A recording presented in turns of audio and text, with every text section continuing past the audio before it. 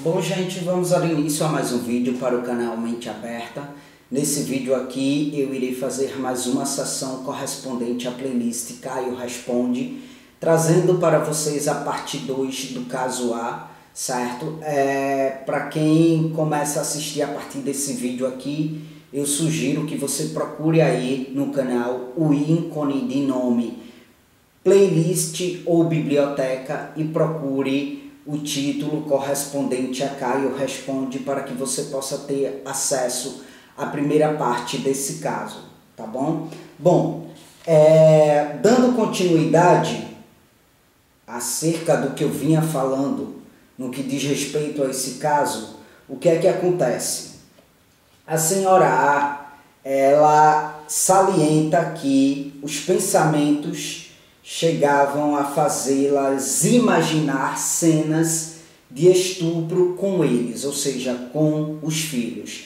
Eu vinha falando no vídeo anterior, referente a esse caso, né, que a senhora A sofreu abuso sexual na infância, na adolescência sofreu o estupro propriamente dito, né? E aí ela conta que começou a ter pensamentos intrusivos, pensamentos obsessivos, no sentido de que isso pudesse vir a acontecer com os filhos dela, né? Então ela diz aqui, ó, os pensamentos chegavam a fazê-las imaginar cenas de estupro com eles, né?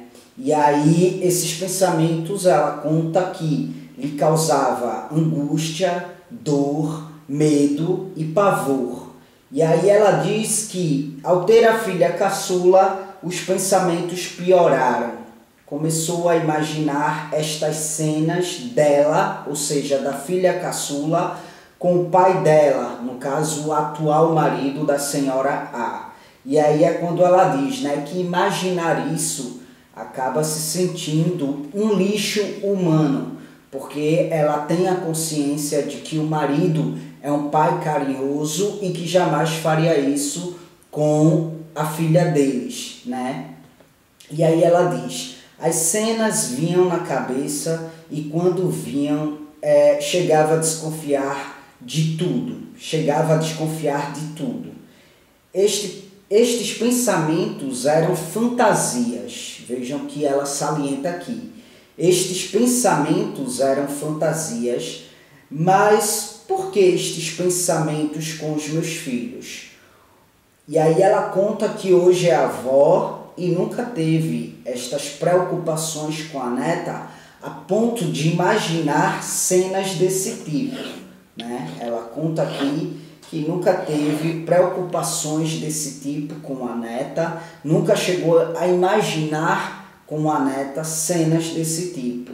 E aí ela diz, pensar isso com os meus filhos e com a minha família dói mais do que doeu em mim. Era muita dor imaginar tudo isso, mais ainda com a minha filha, porque imaginar isso com o pai dela dói demais. E aí eu lhe pergunto, por que imaginar isso com o pai dela? Penso não ser uma pessoa normal, penso que posso ter vivido isso com o meu pai. Ele era alcoolista, morreu quando eu ainda era adolescente. E ela conta que a relação com o pai era conflituosa e já pensou do pai ter abusado dela, mas a mesma não lembra se o pai já fez isso com ela. Ou seja, o abuso não foi por parte do pai, sabe, gente? Foram aí outros entes da família, né? Eu não sei se a mesma pessoa que abusou dela na infância trata-se da mesma pessoa que estuprou na adolescência, entende? Mas ela diz aqui que com relação ao pai não lembra se ele abusou dela. E ela diz que não tem nada de concreto para pensar nisso. E aí ela diz, né, que fala disso na terapia e até hoje não consegue elaborar. Ela diz que até hoje não consegue elaborar. E aí ela me pergunta, né, o que você acha disso? Bom, eu já dei uma elucidada no primeiro vídeo acerca das primeiras menções que ela faz no e-mail, tá? Então eu vou dar continuidade, essa aqui é a parte final, tratando-se desse caso, entende? Eu achei que iria dar mais vídeos, mas eu acho que o que eu irei falar aqui dá para finalizar, né, o estudo acerca desse caso.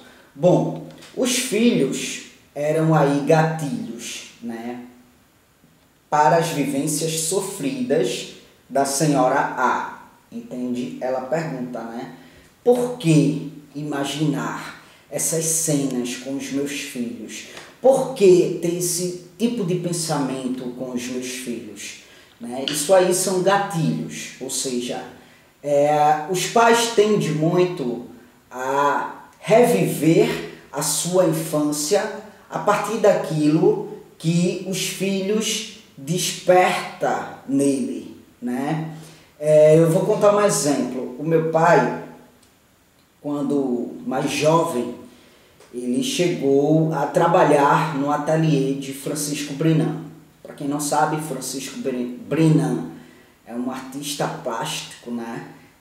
Bastante renomado, e ele tem um ateliê aqui em Recife, né? E meu pai chegou a trabalhar para ele como desenhista de cerâmica. Meu pai sempre gostou muito de arte e tal. E aí o que é que acontece? Na época, ele sofreu muitas influências para deixar esse trabalho, sabe? A mãe, o pai, enfim, ele sofreu muitas influências para abandonar esse trabalho. E ele acabou abandonando, sabe? E eu acabei herdando esse dom dele, o dom do desenho, da arte. E várias vezes, quando eu estava pintando em tela, né, fazendo pintura em tela, cheguei até a fazer curso de desenho, cheguei até a fazer exposição com 12 anos de idade, né, das minhas artes, 12, 13 anos de idade, e enfim. E aí meu pai, várias vezes, ao me ver debruçado sobre a arte, sobre o desenho, ele chegou muitas vezes a ter até crise de choro, né? E aí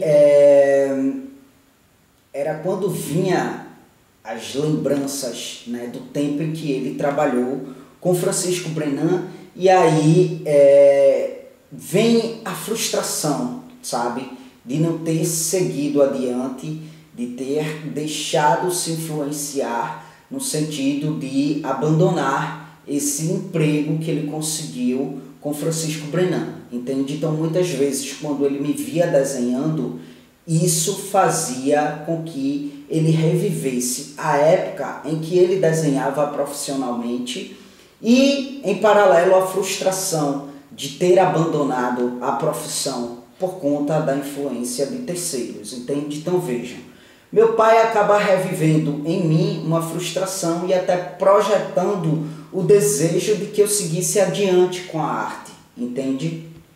Então é isso que acontece, né? Às vezes os filhos lembram muito a imagem do pai e da mãe quando criança, quando adolescente, tanto que às vezes tem aquele discurso, né, paternal ou maternal, no sentido de, olha só, parece comigo na infância, eu fazia as mesmas travessuras e tal. Então, de repente, um traço aqui, um traço ali no comportamento, na imagem física do filho, acaba fazendo com que esse pai, com que essa mãe retorne à infância, fazendo com que os mesmos venham a reviver, inclusive, experienciações sofridas, né? Então, por isso, a lembrança da senhora A, ou seja, o pensamento intrusivo da senhora A com relação aos filhos, no sentido de imaginar os mesmos sendo aí estuprados, passando por uma situação de abuso. Na verdade, essa cena imaginária não trata-se aí dos filhos de modo propriamente dito, mas trata-se da revivência dela mesma, que os filhos, a imagem dos filhos, fazia com que ela viesse a reviver isso, né? Então, como é muito doído, sabe? Como é muito doído para ela ter aí em sua consciência, na dimensão do seu consciente, a lembrança do seu sofrimento, então a imagem dela acaba sendo aí camuflada pela imagem dos filhos, entende? E aí, inclusive, ela diz, eu tenho a minha neta e não tenho esse tipo de preocupação com a minha neta. Eu não imagino cenas desse tipo com a minha neta. É porque a vivência do pai para com o filho é diferente do pai e da mãe para com os netos. A não ser que esse sujeito acabe aí adotando o neto como filho, né? Mas eu acredito que não é o caso aqui, sabe? Então, a vivência com os filhos é muito mais intensa, né? Porque demanda cuidado, demanda educar, é uma vivência ali mais íntima. Então, essa vivência mais íntima acaba despertando lembranças, acabam aí disparando gatilhos da vivência desse pai e dessa mãe lá na sua infância, na sua adolescência, entende? Então, por isso esse imaginário acometido por essas cenas, né? Porque na verdade não são os filhos, é a senhora A revivendo, né? Por meio dos filhos, por meio da imagem dos filhos, aquilo que ela viveu de sofrido na infância. E aí, claro, em paralelo vem a preocupação, como ela diz, né? Acaba sendo acometida por uma preocupação excessiva, no sentido de proteger os filhos, né? No sentido de não querer que eles passem por isso, sabe? Porque, claro, um pai e uma mãe que ama os filhos, e trata-se de um pai, de uma mãe aí, né, que teve uma vivência sofrida, acaba se desdobrando para que os filhos não passem pelo que eles passaram, né? Porque uma vez que passaram por aquilo ali e sentiram na pele o quanto é doído, eles desejam aí para os filhos uma vivência, uma experienciação diferente, né? Então, ela diz, né, que o pensamento acaba piorando ao ter a filha caçula. Tá aí, né? Uma garota, uma menina, né?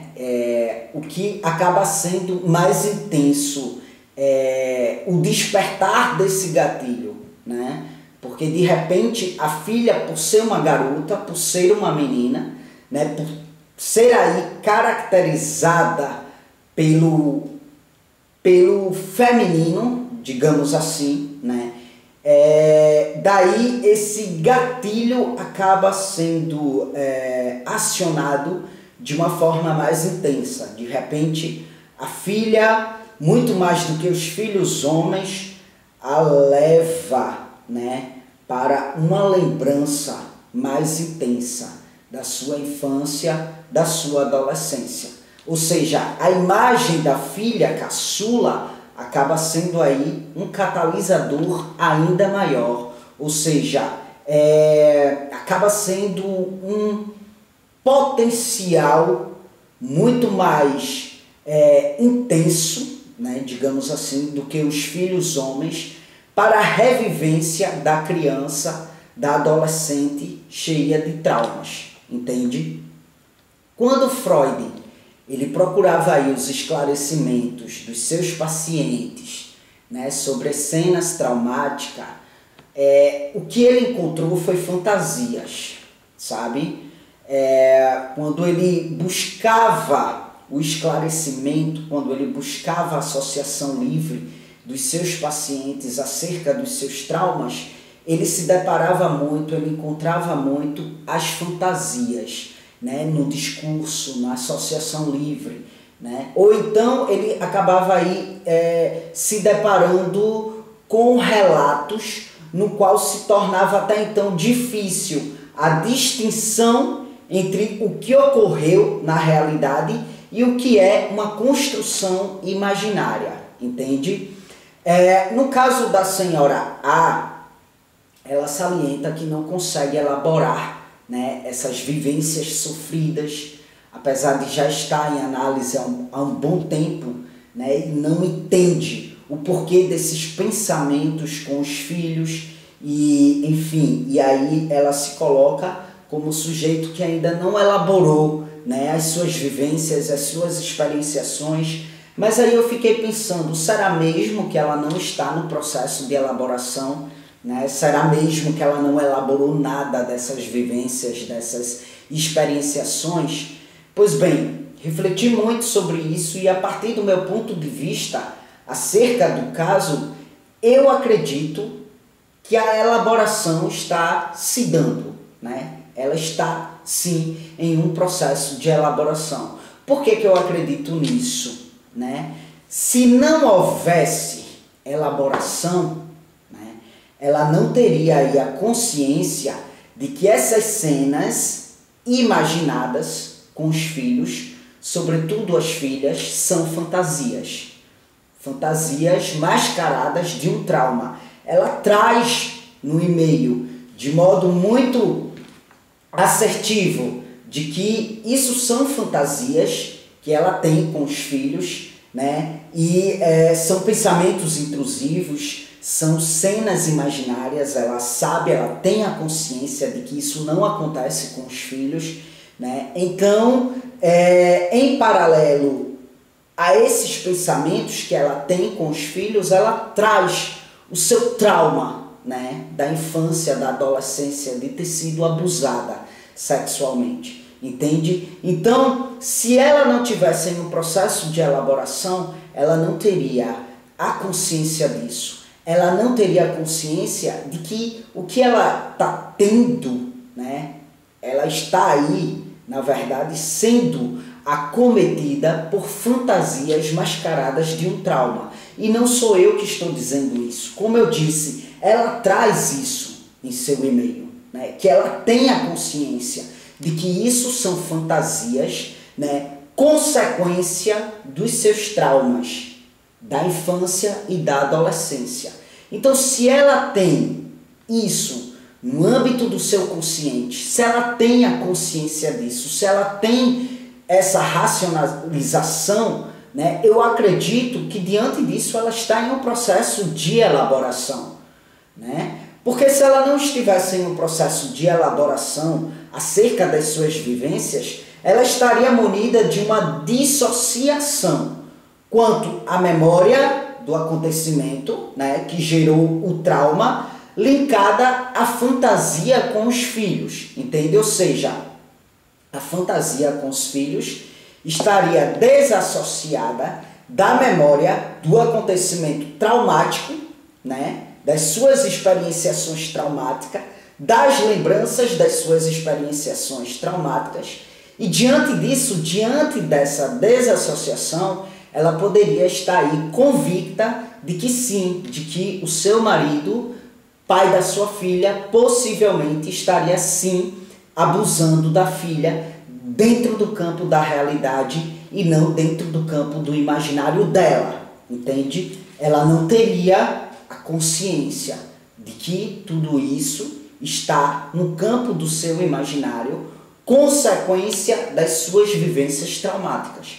Então, se ela tem a consciência disso, eu acredito sim que ela está em um processo de elaboração. Como falei, do contrário, isso aí estaria desconexo, sabe? As fantasias com os filhos, né, essas cenas imaginárias com os filhos estariam em desconexão com o trauma, com os traumas da sua infância, da sua adolescência. Como já vi casos, sempre trago exemplo dentro do meu contexto, né? Eu já vi dentro do meu contexto casos, né, em que a mãe projeta nos filhos os seus traumas e não tem consciência de que essa projeção, né, trata-se aí da consequência das suas frustrações na infância, na adolescência, né? E que diante disso os filhos nada tem a ver, sabe, com essas projeções, nada tem a ver com esses acontecimentos. São simplesmente alvos dessas projeções, porque os mesmos remetem, né, essa mãe às suas vivências traumáticas. Mas, no entanto, a mãe não tem consciência disso e projeta de modo muito desassociado, né, suas frustrações nos filhos, nas filhas, certo? Então, é isso. Bom, com relação ao pai, ela trouxe aqui, eu já ia até esquecendo, eu iria passar despercebido, né, o fato de ela trazer a relação com o pai dela, onde ela diz que é uma relação conflituosa, né, uma relação conflituosa, e já pensou, né, se o pai abusou ou não dela. Isso aí eu não tenho o que falar, sabe? Por quê? Porque ela mesmo diz que não tem nada de concreto para pensar nisso.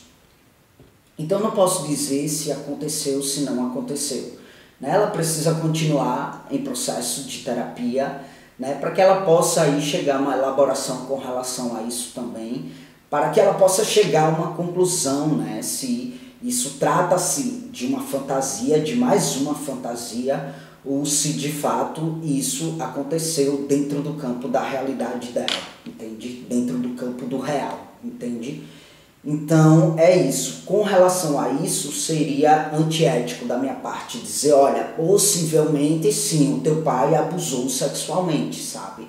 Não, é extremamente antiético, né? Isso aí cabe a ela trabalhar, continuar trabalhando em terapia para que sim ela chegue a uma elaboração mais sólida com relação a essas cenas com o pai, sabe? É isso. Bom, espero que tenha sido uma boa elucidação acerca desse caso, tá bom? Aqui no campo de descrição, na verdade, no comentário dos vídeos, desse vídeo aqui, vai estar fixado aí algumas informações adicionais, como o meio de contato comigo, que é por e-mail, as minhas redes sociais, caso você queira me acompanhar, me seguir de perto, né? Vai estar também o Instagram da minha namorada, ela é da área da psicologia também, atua na clínica, e a página dela traz aí textos que inspiram um cuidado com a saúde mental, beleza? E você encontra aí os meus demais projetos digitais, blogs, meu outro canal aqui no YouTube, então fica à vontade aí para dar uma olhadinha no comentário do vídeo, beleza? É isso. Obrigado mais uma vez pela atenção de vocês e até as próximas gravações.